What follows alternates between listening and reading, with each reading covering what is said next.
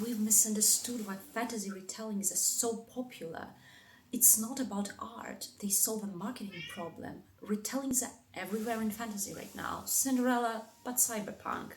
The Odyssey, but make it modern. The Great Gatsby, but gothic. And I don't think that's because writers have run out of ideas. I think retellings solve a marketing problem. If I tell you I've written a political fantasy about power, memory, and a deeply unsettling protagonist in the middle of it all, that takes a while to explain.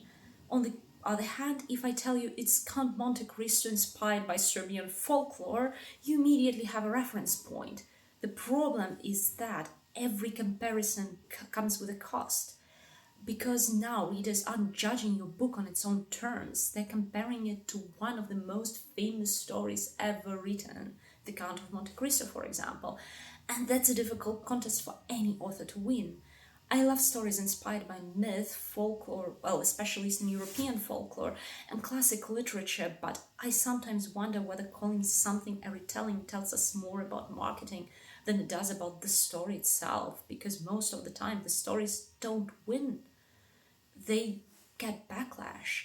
I'm Teodora. I write about history, dark fantasy, and obsessions.